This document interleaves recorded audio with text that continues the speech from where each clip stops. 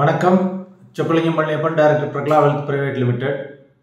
நம்ம இன்னைக்கு பார்க்க போகிறது வந்து எஃப்டிஐ விட அதிக வருமானம் தரக்கூடிய, அதே சமயம் குறைவான வரியுடைய, குறைவான ரிஸ்குடைய ஒரு கேட்டகரியை பற்றி தான். இந்த கேட்டகரிக்கு பேர் ஈக்விட்டி சேவிங்ஸ் ஃபண்ட் அப்படிங்கிற பேர். ஸோ இது எதுக்காக இந்த வீடியோ போடுறேன் அப்படின்னு வந்து பார்த்தீங்கன்னா, சில மாதங்கள் முன்னால் வந்து ஒரு ஆடிட்டரோட பேசிக்கிட்டு இருக்கையில் அவங்க சொன்னாங்க, சார் என்னுடைய கஸ்டமர் வந்து எஃப்டி 1 கோடி 2 கோடின்னு வச்சுருக்காரு, அநியாயமாக டேக்ஸ் பே பண்ணிக்கிட்டு இருக்காங்க. அவங்க டேக்ஸ் பே பண்ணுறத பார்த்து எனக்கே மனசே கஷ்டமாக இருக்குது. இந்த 5% 6% கிடைக்கிற வருமானத்தில் 30% 35% அவங்க ஹை டேக்ஸ் ப்ராக்கெட்டில் இருக்காங்க. இதுக்கு ஏதாவது ஆல்டர்னேட்டிவ் இருக்கா? அவங்க ஜஸ்ட் ஒரு பயத்தில் தான் போட்டு வச்சுருக்காங்க. பட் அவங்களுக்கு இந்த பணமும் தேவைப்பட போகிறதில்ல. ஏன்னா பணம் வர வர அதை ரினியூ பண்ணிக்கிட்டே தான் இருக்காங்க அப்படின்னு சொல்லி கேட்டாங்க. அப்போ அது போன்ற சமயத்தில் தான் இது மாதிரி ஃபண்டை, இந்த ஈக்விட்டி சேவிங்ஸ் ஃபண்டை சஜஸ்ட் பண்ணி அதை இன்வெஸ்ட்மெண்ட்டும் பண்ண வச்சோம் சப்ஸ்கியூண்ட்டாக. ஸோ இப்போ அந்த கேட்டகரியை பற்றி தான் நான் உங்களோட ஷேர் பண்ணிக்க போகிறேன்.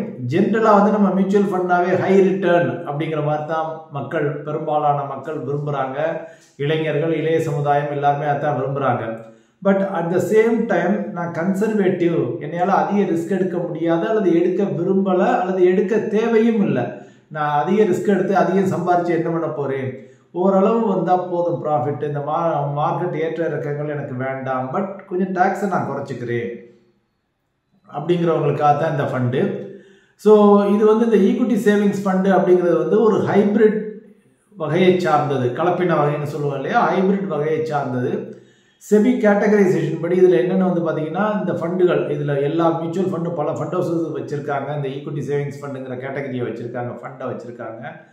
ஸோ இதில் வந்து மினிமம் வந்து 65% வந்து equity and equity related investments இருக்கணும்.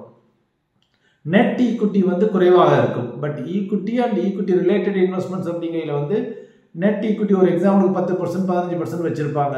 ரியலாக பங்குச்சந்தையில் முதலீடு, அல்லது 20% வச்சுருப்பாங்க. சில பேர் 25-30 கூட வச்சுருப்பாங்க. பட் ஆனால் அந்த எஞ்சிய 35% 45% வந்து ஆர்பிட்ராஜ் ஆப்பர்ச்சுனிட்டிஸ்லாம் வச்சுருப்பாங்க. ஆர்பிட்ராஜ் ஆப்பர்ச்சுனிட்டிஸ் வந்து ஃபுல்லி ஹெட்ஜ்டு.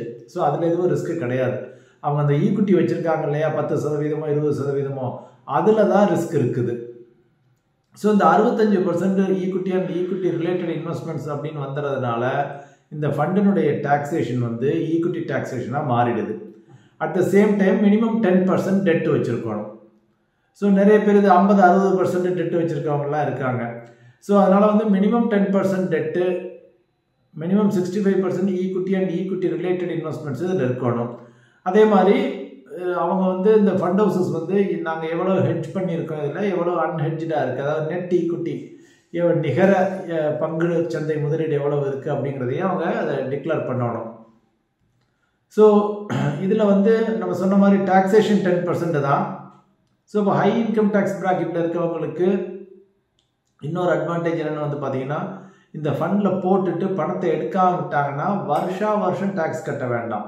இப்போ ஃபார் எக்ஸாம்பிள் ஃபிக்ஸட் டெபாசிட்டுக்கு வந்து நம்ம கியூமுலேட்டிவ் டெபாசிட்டில் போட்டிருப்போம்.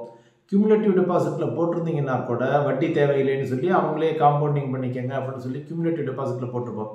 அப்படி கியூமுலேட்டிவில் போட்டிருந்தா கூட வட்டி நமக்கு கொடுத்ததாக கருதப்பட்டு அதற்கு நம்ம டேக்ஸ் கட்டணும். நம்ம 30% இருக்கணும்னா 30% கட்டணும், 35% இருக்கணும் 30, வாட் எவர், அல்லது 20% இருக்கணும்னா 20%, அந்தந்த ப்ராக்கெட்டில் நம்ம வரி செலுத்தி ஆக வேண்டும். வட்டி நம்ம கைக்கே வந்திருக்காது. பட் இந்த ஃபண்டில் வந்து அந்த பிரச்சனை கிடையாது. நீங்கள் எப்போ ஃபண்டை வெளியில் எடுக்கிறீங்களோ அப்போ தான் டேக்ஸ் அப்ளிகபிலிட்டியே வரும். ஃபார் எக்ஸாம்பிள் நீங்கள் ஒரு தொகையை போட்டுட்டு 3 வருஷமோ 5 வருஷமோ அதை எடுக்காமல் விட்டுட்டீங்கன்னு வச்சுங்களேன், கவலையப்பட வேண்டாம், டேக்ஸே கட்ட வேண்டாம். ஸோ எப்போ அந்த வெளியில் எடுக்கிறீங்களோ அந்த பணத்தை அன்னைக்கு லெவலில் வந்த லாபத்துக்கு 10% கட்டணும். உங்கள் டேக்ஸ் ப்ராக்கெட் என்ன வேணாலும் இருக்கலாம். ஸோ இந்த ஃபண்டுகளில் முதலீடு செய்யல மினிமம் இன்வெஸ்ட்மெண்ட் ஹொரைசானை வந்து ஒரு 3 இயர்ஸாவது வச்சுக்கிறது நல்லது. அதனால தான் இப்போ அவங்க முன்னால் ஸ்லைட்ஸ் கொடுத்துருக்கேன். கிட்டத்தட்ட ஒரு 22 ஃபண்டுகள் இருக்குது இந்த கேட்டகரியில். மினிமம் 3 இயர்ஸ் எக்ஸ்பீரியன்ஸ் உள்ள ஃபண்ட்ஸு. அதனுடைய ரிட்டர்ன்ஸ் வந்து பார்த்தீங்கன்னா, அந்த ஹையஸ்ட் ரிட்டர்ன் வந்து 12.32%, லோயஸ்ட் ஃபண்டினுடைய ரிட்டர்ன் வந்து 7.31% லாஸ்ட் அந்த ஃபண்ட் கேட்டகரியிலேயே. பட் இதில் வந்து பி கேர்ஃபுல். நீங்கள் ஃபண்டை சூஸ் பண்ணையில் வந்து நெட் ஈக்விட்டி லெவல்ஸை பார்த்துக்கங்க. That will show your risk appetite. ஏன்னா இப்போ உடனே 12.32% கொடுத்துருக்குன்னா அதுதான் பெஸ்ட் ஃபண்டுங்கிறது கிடையாது. ஏன்னா இப்போ அந்த ஃபண்டில் வந்து ஈக்விட்டி லெவல் ஹையாக வச்சுருக்கலாம். ஒரு ஆவரேஜாக ஒரு 9% இருக்கக்கூடிய ஃபண்டு வந்து ஈக்விட்டி லெவல் வந்து வெறும் 20% தான் வச்சுருக்கலாம். ஸோ அதனால் வந்து நீங்கள் ஃபண்டை சூஸ் பண்ணையில் ரிட்டர்னை வச்சு சூஸ் பண்ணாமல் அதனுடைய நெட் ஈக்விட்டி லெவல் என்னவா இருக்குது, நம்மளுடைய ரிஸ்க் கேட்டகரிக்கு அது ஒத்து வருமா அப்படிங்கிறத வச்சு நீங்கள் சூஸ் பண்ணிக்கிறது நல்லது. சரி, நான் ஒரு ஆவரேஜாக எவ்வளோ கொடுத்துருக்கு இந்த கேட்டகரியில் உள்ள ஃபண்ட்ஸ் எல்லாம் லாஸ்ட் 3 இயர்ஸில் அப்படின்னு வந்து பார்த்தீங்கன்னா ஆவரேஜாக வந்து உங்களுக்கு கிட்டத்தட்ட 9.52% கொடுத்துருக்கு. ஆவரேஜ் ரிட்டர்ன் வந்து 9.52% கொடுத்துருக்கு. எல்லா பெரிய ஃபண்ட் நிறுவனங்களும் இதில் வச்சுருக்காங்க. இதில் இப்போதைக்கு இங்கே உங்களுக்கு டாப்பில் காமிக்கிறது HDFC ஈக்விட்டி சேவிங்ஸ் ஃபண்டு, சப்ஸ்கியூண்டாக UTI equity, HSBC equity savings, Mahindra Manulife equity savings, இது மாதிரி பல ஃபண்டுகள் இருக்குது. அது மாதிரி அந்த 3 ஸ்லைட்ஸ் அடுத்தடுத்தாப்பில் 3 ஸ்லைடில் உங்களுக்கு எல்லாத்தையுமே கொடுத்துருக்கோம்.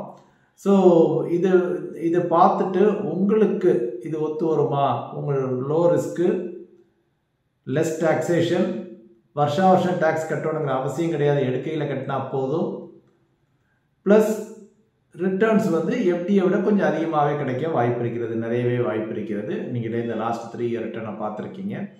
மினிமம் உங்களுடைய இன்வெஸ்ட்மெண்ட் ஹொரைசான் வந்து 3 இயராவது வச்சுக்கோங்க, 3 வருஷமாவது வச்சுக்கோங்க. எதுக்காக சொல்லணும்னா 3 வருஷம் எஃப்டி நிறைய பேர் போடுவீங்க. ஸோ அதனால் ஒரு 3 வருஷமாவது இதனுடைய இன்வெஸ்ட்மெண்ட் ஹொரைசானை வச்சுங்க. அப்படி நீங்கள் பண்ணையில் வந்து உங்களுக்கு ஏமாற்றம் இருக்காது. இது வந்து நீங்கள் பல்காக எந்த டயத்துலேயும் நீங்கள் ஜென்ரலாக முதலீடு செய்யலாம். இன்கேஸ் உங்களுக்கு இந்த ஃபண்டுகளில் முதலீடு செய்ய உதவி தேவைப்பட்டுச்சுன்னா please feel free to get in touch with us. கீழே டிஸ்கிரிப்ஷன் பாக்ஸில் நம்பர்ஸ் கொடுத்துருக்கோம். நன்றி. மற்றொரு முறை இன்னொரு வீடியோவில் உங்களை சந்திக்கிறேன்.